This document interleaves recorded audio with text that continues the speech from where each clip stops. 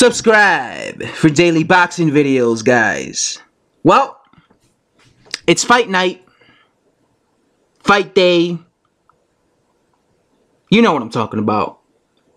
After 10 long years, and I'm talking about long years. After 10 long years, Deontay the Bronze Bomber Wilder is finally, and I mean finally, fighting a guy that a lot of boxing fans perceive as a legit, possible threat contender.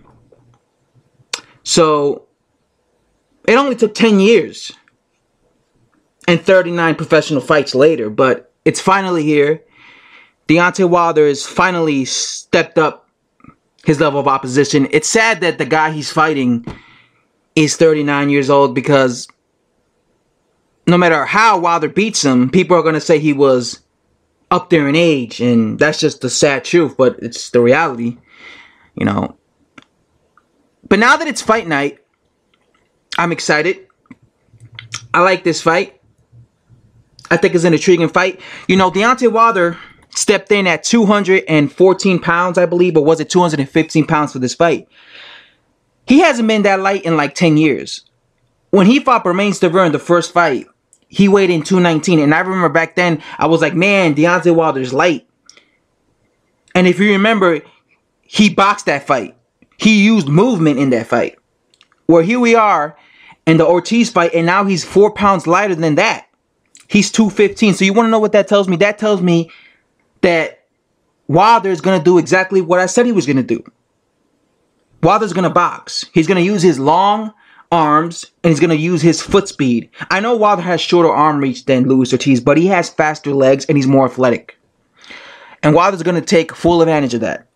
You're going to see Wilder in there, moving around the ring, trying to outbox Luis Ortiz, but he's not going to be letting his hands go a lot, for the simple fact that Luis Ortiz is going to be technical and throwing a jab in his face. Wilder's going to be moving around the ring, trying to frustrate Luis Ortiz, because he knows that Luis Ortiz is flat-footed and he's slow, and he has a hard time cutting off the ring. He's going to do this, and he's going to try and pot shot his right hand, because he always tries to land his right hand. And he's going to do this a couple of rounds. He's probably going to lose some rounds to Luis Ortiz. But after 5-6 rounds, Luis Ortiz's age is going to start catching up to him. He's going to start gassing out. And Wilder will land that right hand on Luis Ortiz and chin him. And you're going to see Luis Ortiz do a silly dance, and you're going to see him fall. And then Wilder, you're going to see Wilder go for broke and start throwing these wild windmill punches like he always does, and he's going to stop Luis Ortiz. And I'm going to come on here and say, well, I told you. But like I said, I hope, like I've been saying, I hope this fight turns out different than I expected. I hope both of these guys come forward, marching forward, aggressively. And I really want to see Wilder fight on the inside, because I feel like Wilder neglects some of his ability. Because he's so used to just being a puncher that in his mind he just thinks, I'm just going to land my right hand, so because he's so used to, because like he has that punchers, a lot of punchers have that, where they fall in love with their punching power. So they know that they can knock a guy out, so they just focus on that. And I think that's Wilder's problem. He's just focusing on his power, and that's why he's always just trying to land that right hand. You know, set it up like he says on his Twitter, set it up with that left hand and then land that right hand. But I think because he's a puncher, he only focuses on that. I want to see him focus on his other aspects of his game, like his inside fighting. Like I said, I saw him go on the inside against Joan Duhaupas. I saw that, Wilder, and I thought he looked pretty decent. I think if he went on the inside against Luis Ortiz, I think that would be a very entertaining fight, because Luis Ortiz is also a good inside fighter. So imagine if Wilder went on the inside against him. That'll be a phone booth, and it'll be a fun, entertaining fight. But I think, considering the fact that Wilder's coming in at 215, he's probably going to be on the back foot. He's going to play a boxer type of fight. I don't really blame Wilder.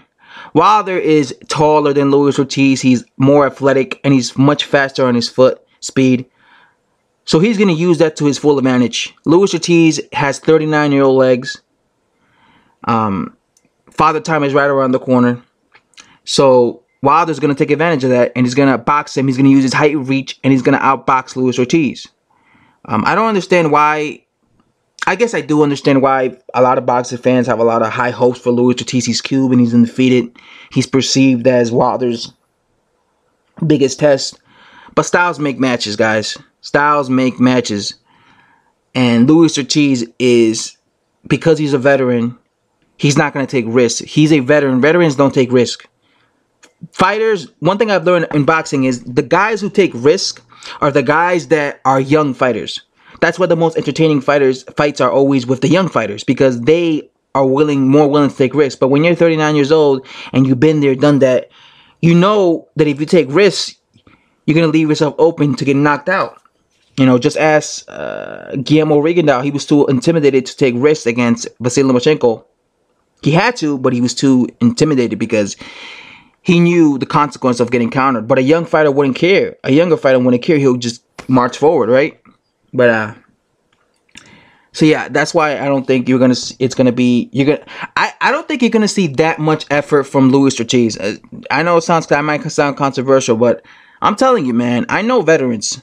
He's a veteran, and he's not particularly fast on his feet, and he knows Wilder is a big puncher. So you're gonna see Luis Ortiz looking at Wilder while Wilder's moving around the ring with his foot speed, and you're gonna see Luis Ortiz being kind of intimidated and not willing enough to let his to come forward to throw hooks to get Wilder. I'm telling you.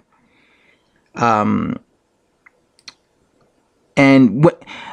my whole thing is this: when Deontay Wilder knocks out Luis Ortiz, when he beats him, whether it's by knockout, whether it's decision, don't act like this is the biggest deal in the world. You know, I'm pretty sure there's going to be a bunch of people acting like this is the biggest deal in the world.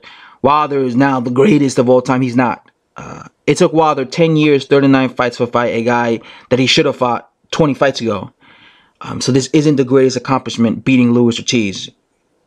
You know, it's a decent win, and it's a good win for his record, but it's not the greatest accomplishment. I think the winner of Joseph Parker versus Anthony Joshua, I think that's a better accomplishment. I think if Wilder beat one of those guys, I think that would be a better accomplishment. Because those guys, I think, have fought better opposition than Luis Ortiz. I don't understand why they call Luis Ortiz the boogeyman. Why? Everybody's a boogeyman now in the heavyweight. Remember when Alexander Povetkin was fighting, he was perceived as the boogeyman. What's up with all these boogeymans, man? Him, Luis Ortiz, who else? Who else is the boogeyman? You know, again, I hope I'm wrong. I hope this fight turns out to be exciting. I hope Luis Ortiz takes risk. I hope it's not a stinker. And I hope the best man wins, really. I really don't care who wins this fight. I'm not a massive fan of neither Wilder or Luis Ortiz. I just hope it's a good fight. I hope it's not a stinker. And I also hope it's not a blowout. I hope, I hope Luis Ortiz don't pull a Malik Scott. I hope Deontay Wilder doesn't throw a phantom punch and Luis Ortiz all of a sudden goes down and stays down. You know, I hope none of this bullshit. Or I hope it's not a situation where, Luis Ortiz gets glazed by a punch and all of a sudden the referee jumps in and stops the fight prematurely. And then you see Luis Ortiz complaining. And then you see boxing fans complaining. And then 2 months later, we hear Luis Ortiz versus Deontay Wilder, the rematch, because the first one ended in controversy with the referee stopping it prematurely. I don't want none of that bullshit. I honestly do not want none of that bullshit. So hopefully that shit don't happen. I hope it's not a draw, like Gennady Golovkin versus Canelo Alvarez. I hope not. I hope somebody just gets knocked out concussively, brutally knocked out. So then there's no debating it. There's no debating it. So yeah, I hope it's an entertaining fight.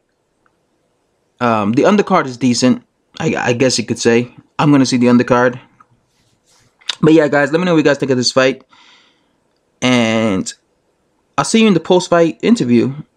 Or in the post-fight. Hopefully, I'm excited in the post-fight.